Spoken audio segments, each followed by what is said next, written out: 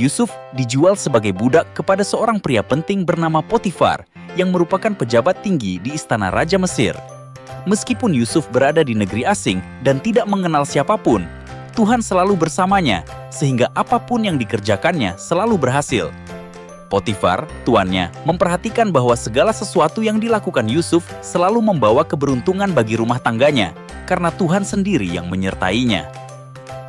Karena melihat kebijaksanaan Yusuf, Potifar pun semakin percaya kepadanya, hingga akhirnya ia menyerahkan seluruh urusan rumah tangganya kepada Yusuf. Sejak Yusuf mengatur segala sesuatu di rumah Potifar, Tuhan memberikan berkat-Nya kepada seluruh rumah Potifar. Yusuf tumbuh menjadi seorang pemuda yang penuh kebijaksanaan. Ia juga memiliki wajah yang tampan, sehingga istri Potifar mulai mengagumi dirinya. Suatu hari istri Potifar mendekati Yusuf dan berkata, "Marilah tidur dengan aku."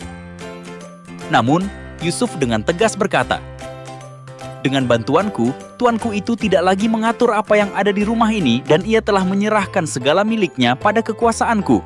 Bagaimanakah mungkin aku melakukan kejahatan yang besar ini dan berbuat dosa terhadap Allah?"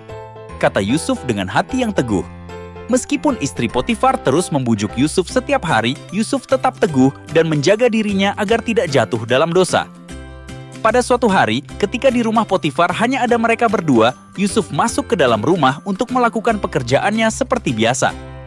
Saat itu, istri Potifar mendekati Yusuf, memegang jubahnya dan mencoba menahannya sambil berkata, "Kali ini kau tidak bisa lari dariku." Namun, Yusuf yang lebih memilih taat kepada Tuhan, melepaskan jubahnya dari genggaman wanita itu dan berlari keluar untuk menghindari dosa. Merasa marah dan malu karena Yusuf menolaknya, istri Potifar mulai berteriak dengan suara keras, memanggil para pelayan di rumah itu. Saat pelayan datang, ia berkata, "Lihatlah, budak Ibrani itu berusaha berbuat jahat kepadaku, tetapi aku berteriak sekencang-kencangnya sehingga ia ketakutan dan melarikan diri." Ketika Potifar pulang, istrinya segera berkata, "Budak Ibrani itu mendekatiku dengan niat jahat, tetapi aku berteriak sehingga ia melarikan diri dan meninggalkan jubahnya." Mendengar perkataan istrinya dan melihat jubah Yusuf sebagai bukti yang dianggapnya nyata, Potifar pun dipenuhi kemarahan besar dan tanpa berpikir panjang, ia langsung menangkap Yusuf tanpa mendengarkan penjelasannya.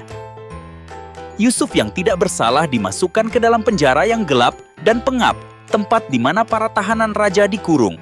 Tetapi meskipun berada dalam keadaan sulit, Tuhan tetap setia menyertainya. Kepala penjara yang melihat bahwa Yusuf berbeda dari tahanan lainnya, segera menyukainya dan mempercayakan berbagai tugas kepadanya, karena ia melihat kebijaksanaan dan kejujuran dalam diri Yusuf. Apapun yang Yusuf lakukan di dalam penjara selalu berhasil, bukan karena kekuatannya sendiri, tetapi karena Tuhan yang selalu menyertainya, menjaganya, dan memberkatinya dalam segala hal yang dikerjakannya.